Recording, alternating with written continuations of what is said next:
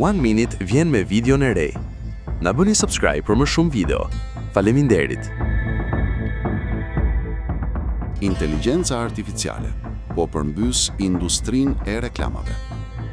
Industria e reklamave dita shes veten më mirë se çdo gjë tjetër.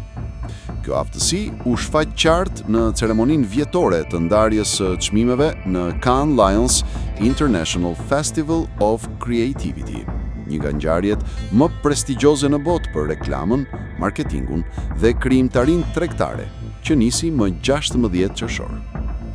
Reklama jo vetëm që zgjeron kufit krijues, por tregon ndikimin e prekshëm që mund të ketë krijimtaria mbi biznesin dhe shoqërinë, deklaroi një zyrtar i lartë i festivalit.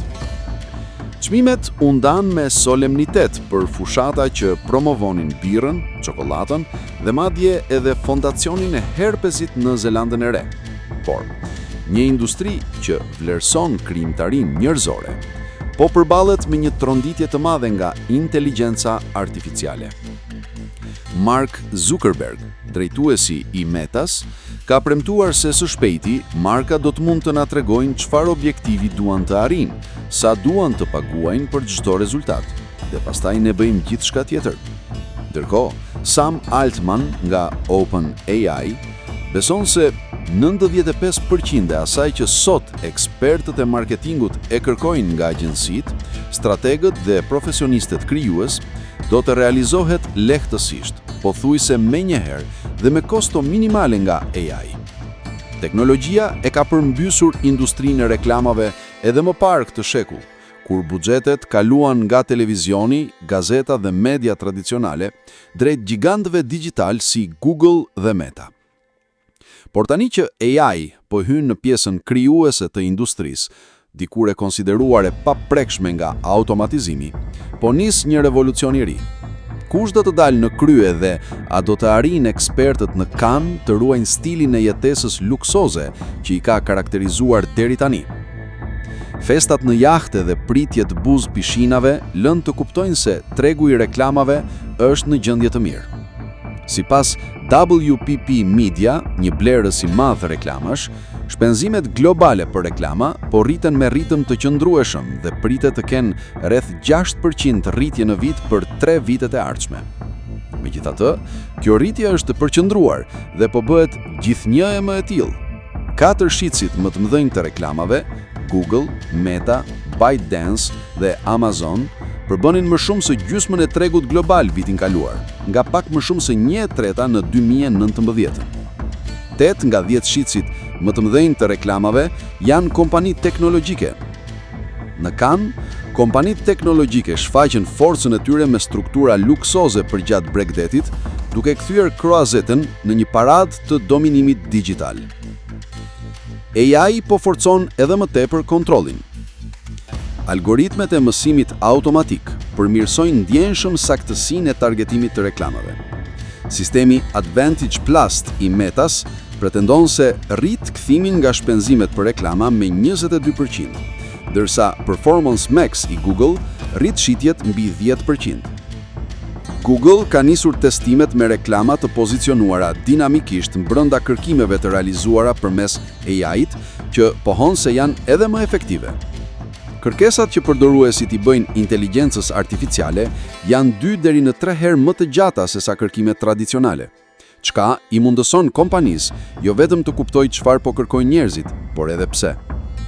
AI është teknologjia me ndikimin më të madh në rezultatet e biznesit në 20 vitet e fundit, thot Sean Downey, drejtues i lartë i Google. Kompanitë të tjera po përdorin AI për të matur më sakt efektin e reklamave. Alembic, një startup, përdor algoritmet e ndjekjes së kontakteve të zhvilluar gjatë pandemisë së COVID-19 për të ndjekur nëse konsumatori që ka parë një reklam blejnë më vonë produktin. Duke analizuar miliarda rresta të dhënash nga transmetimet televizive te vizitat në faqe web, kompania zbuloi se sponsorizimi i Delta Airlines të ceremonive të medaljeve në lojrat olimpike të vitit kaluar dha kthimin më të lartë të investimit krahasuar me çdo fushat të tjera të kompanisë. Pasi kanë dominuar pjesën e targetimit dhe matjes, kompanitë teknologjike besojnë tani se mund të krijojnë edhe vetë reklamat, një fushë që deri tani u përkisnin agjensive të specializuara. Në Cannes, TikToku prezantoi mjete të fuqizuara nga AI që gjenerojnë reklama video nga teksti apo foto. Meta prezantoi funksione të reja si personalizimi automatik të përmbajtjes për audienca të ndryshme në 10 gjuhë. Në fillim të qershorit, Kalshi, kompania amerikane që lejon baste të ligjshme mbi ngjarje ekonomike dhe politike, transmetoi një reklam televizive me efekte speciale të realizuar përmes AI të Google. Reklama u krijua në 48 orë me vetëm $2.000 buxhet, nga një regjizor që tha me krenari se isha me pijama gjatë gjithë xhirimeve. Drejtuesit e agjensive këmbgulin se nuk do të zëvendësohen nga inxhinier me pijama. Modelet AI të ndërtuar për të dhënë përgjigjen më të pritshme dhe më të mundshme, nuk janë të përshtatshme për krijimin e fushatave që tërheqin vërtet vëmendjen. Në një botë ku çdo kompani mund të krijojë reklama të mira, agjensitë thonë se do të jetë më e rëndësishme se kurrë më parë të realizojnë përmbajtje që bien në sy. Mjetet DIY, nga anglishtja Do It Yourself, të Meta dhe TikTok, duket se synojnë më shumë bizneset e vogla sesa markat e mëdha që përdorin agjensi. Disa agjensi kanë kaluar nga pagesa me orë në tarifa fikse për të mbrojtur të ardhurat, ndërsa AI po redukton orët e nevojshme për të krijuar një fushat marketingu. Klientët mund të paguajnë më pak për krijimin e reklamave, por shumë prej tyre po riinvestojnë kursemin tek agjensitë. Një drejtuese marketingu të një marke globale thotë se thjesht po blen më shumë hapësira reklamash me paratë kursyera. Investitorët nuk janë aq të bindur. 4 nga 5 grupet e mëdha të agjensive kanë parë rënje të vlerës së aksioneve nga fillimi i vitit kaluar.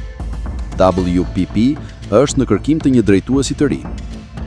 Omnicom dhe Interpublic planojnë të bashkohen deri në fund të vitit për të ulur kostot. Publicis a shmangur rënjen kryesisht për bindur tregun se ka investuar mjaftueshëm në AI për të mbrojtur. Nga robotët për robotët. AI mund të ndryshojë industrinë e reklamave edhe në mënyra të çuditshme. Me kalimin e kërkimeve nga motorët klasik tek chatbotet e fuqizuara nga AI, reklamuesit duhet të kuptojnë si t'i bëjnë markat e tyre të rekomandohen nga sistemet si ChatGPT apo Gemini i Google. Disa po krijojnë tashmë përmbajtje promocionale jo për njerëzit, por për modelet e mëdha gjuhësore që përpunojnë informacion në internet. Evertune, një startup tjetër, analizon mënyrën se si chatbotet e perceptojnë markat duke ju bërë 10.000 pyetje për kategori të ndryshme produktesh. Kur pyeten për të rekomanduar një markë qarqafesh, për shembull, modelet bien dakord për 3 markat kryesore, por pastaj ndahen shumë në preferenca. Chatbotet e Meta preferojnë markën Melani. Casper pëlqejet e shumicës së modeleve, përveç Gemini. Këto ndallime shpjegohen me të dhënat me të cilat modelet janë trajnuar. Google dhe ChatGPT përdorin përmbajtje të licencuar nga Reddit, ndërsa modeli i Metas bazohet më shumë në materialin nga platformat e tyre sociale. Për të ndikuar LLMs, duhet të ndikohen burimet e tyre, që do të thotë të ndërtohet një bazë të fortë ndjekësish online. Për grupet e mëdha të agjensive, kjo do të thotë se metodat klasike të marrëdhënieve me publikun, PR, vijojnë të jenë jetike. Marrëdhëniet me publikun janë nga mjetet më të fuqishme që mund të përdorni, thot Brian Stempeck, drejtuesi i Evertune. Por ka edhe teknika të tjera. LLMs kanë vështirësi të lexojnë grafikët, ndaj ato duhet të përkthehen në tekst. Gjithashtu, AI gëlltit me kënaqësi për shkrime të hollësishme produktesh që për njerëzit do të ishin të mërzitshme. Një njeri mund ndoshta nuk do të lexonte kurrë listën e gjatë të përbërësve të një produkti, por një model gjuhësor po, duke bërë u mundur që ta rekomandoj produktin. Ndërsa agjentët e fuqizuar nga AI përdoren gjithnjë më shumë për të kryer detyra në emër të njerëzve, reklamuesit duhet të kuptojnë si t'i ndikojnë këta ndihmësa digital. Google së fundmi prezantoi një agjent blerjesh që mund të njoftojë përdoruesin kur çmimi i një produkti bie në nivel të caktuar. Së shpejti këta agjent mund të marrin vendime më të ndërlikuara blerjesh. Shitësit e reklamave online po diskutojnë tashmë sa duhet të tarifohen kur reklamat shihen nga një agjent në vend të njeriut. Të ardhmja mund të jetë një botë ku AI prijon reklamat, i targeton dhe i lexon vetë. Ndërkohë, ekspertët e reklamave në Cannes duhet ta shijojnë festën sa vojt vazhdon.